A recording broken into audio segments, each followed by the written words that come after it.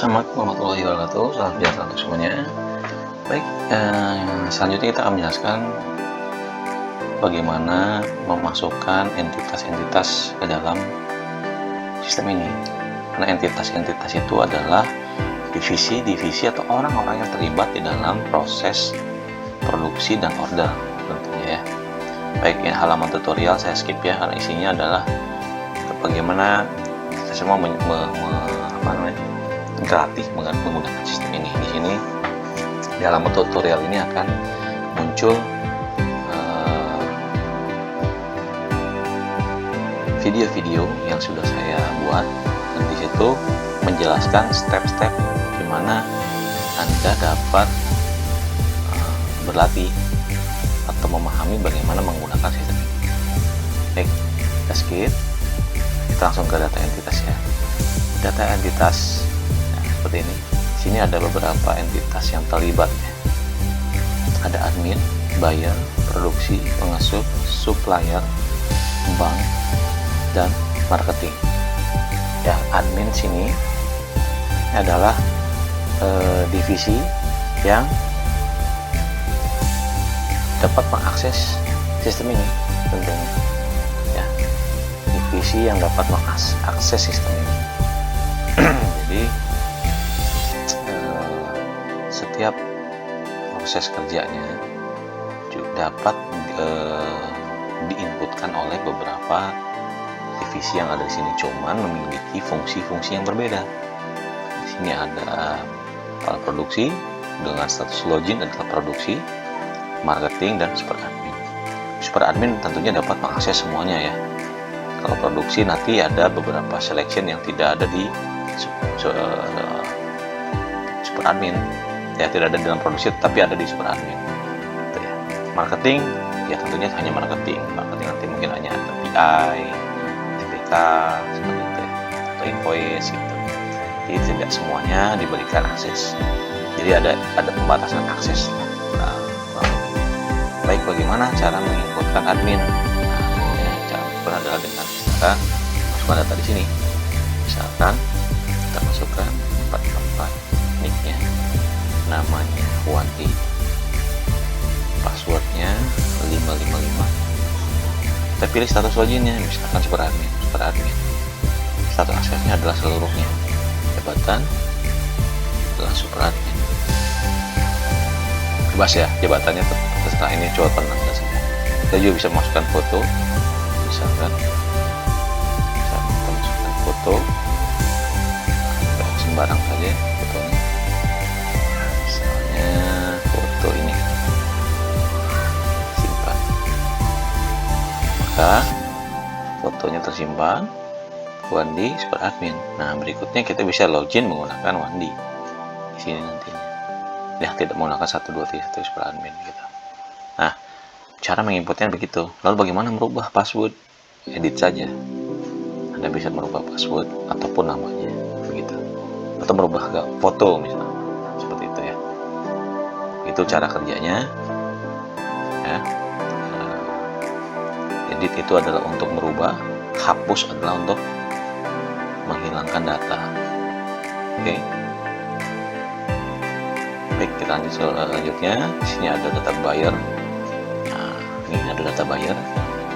Buyer ini adalah pembeli atau konsumen ya. Mungkin nggak maunya kalau di sini buyer ya. Jadi di sini akan terlihat marketingnya siapa yang handle. Nah, di sini cuma ada satu. Bagaimana menambahkannya? Kembali lagi ke admin. Kita tambahkan misalnya ke 999, namanya Sinta ya. Terus kita passwordnya 999 juga. Status loginnya marketing, jabatan marketing.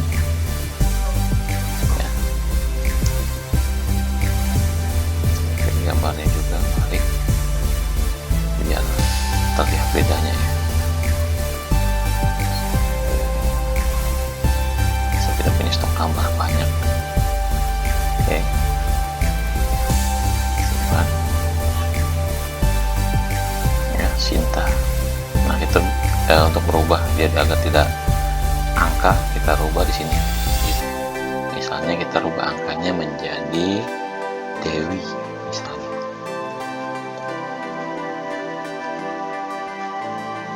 Oke. Nah, ketika kita masukkan data buyer, maka pilihannya akan bertambah. Ada Dewi dan Cinta. Gitu. Oke, kita coba masukkan nama buyer, misalnya Balisan. Alamatnya di Bali, atau misalnya Jerman,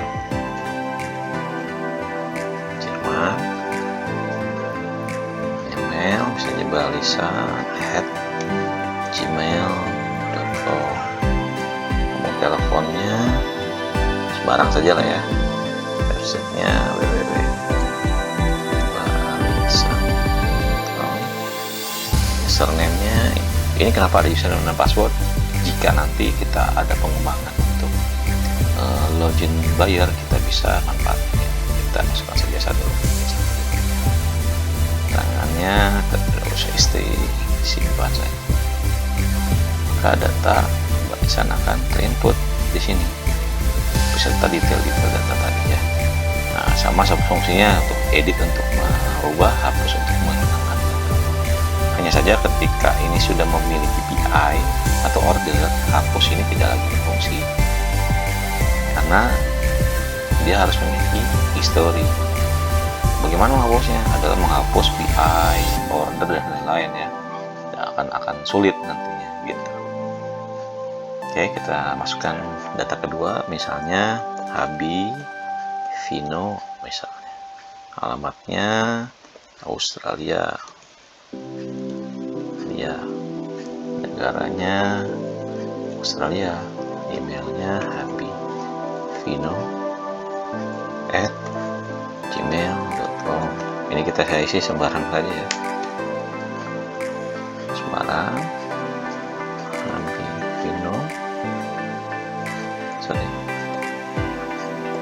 www.habivino.com.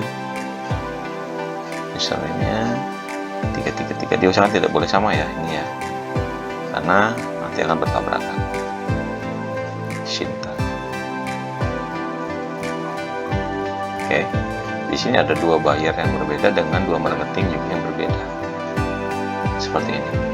Jadi bisa saja satu marketing pegang beberapa buyer nantinya. Oke,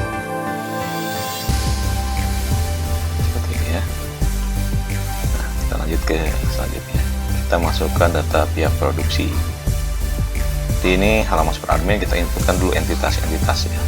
Misalnya produksi 1 ya, bagian Anyam misalnya. Kita isi sembarang saja ya. Kita simpan. Kita masukkan lagi produksi 2, misalnya wood, bebas ya ini. Nah, saya mengarang aja nih dan ikannya. Ini bisa mungkin saja setiap produksi punya alamat yang berbeda. Kenapa saya buat seperti ini? Dan kita simpan. Oke, ya ini hanya untuk penanda saja sih sebenarnya, bagaimana nanti SPK ini dibuat. Ini fungsinya adalah untuk SPK ya, depannya. Nah, misalnya kita mau merubah nih, editnya ada yang salah, kita rubah saja di sini. Misalnya di Palimanan misalnya sini. Nah, itu salah diganti ke Palimanan di sini. Oke, seperti itu. Oke, kita selanjutnya ke pengasup. Misalnya pengasup 1, alamatnya Budi. Ini sembarang. Ini ada username dan password ya, fungsinya sama seperti bayar tadi. Jika nanti kedepannya si pengasup juga dapat bisa mengakses sistem ini dan meningkatkan progress report sebetulnya fungsinya. Cuman untuk halaman pengasup sendiri belum kami sediakan, mungkin di upgrade selanjutnya. Terus disimpan pengasup 1. Oke,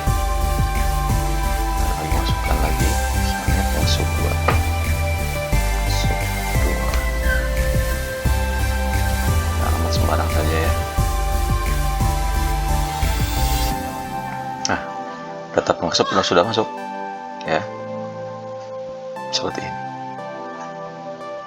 Pengesup dan produksi fungsinya adalah untuk bagaimana kita menginputkan SPK itu akan dilarikan pengesup atau ke produksi, dan yang mana pengesupnya, yang mana produksinya, seperti itu. Lalu sini ada data supplier ya, sini data supplier misalnya ini fungsinya untuk pembelian ya. Nanti kan sini ada yang namanya SPK. Nah, ini difungsikan untuk menandai material itu dibeli dari supplier mana. Misalnya supplier 1, kita isi kosongkan yang lainnya, lalu kita input lagi supplier 2. Karena boleh isikan ya biar datanya lebih rapi lagi. Simpan. Oke, kita sudah memiliki 2 supplier, sehingga ketika kita membuat SPK, saya contoh, kita sudah memiliki 2 supplier, SPK pembelian, SPP beli. Kita sudah memiliki 2 supplier. Oke, kita akan bahas selanjutnya. Lalu ada master bank. Master bank ini fungsinya untuk nanti membuatkan PI, akan ditransfer kemana tagihannya. Oke, misalnya Mandiri atas nama sampel, alamatnya sampel, cabang Cirebon,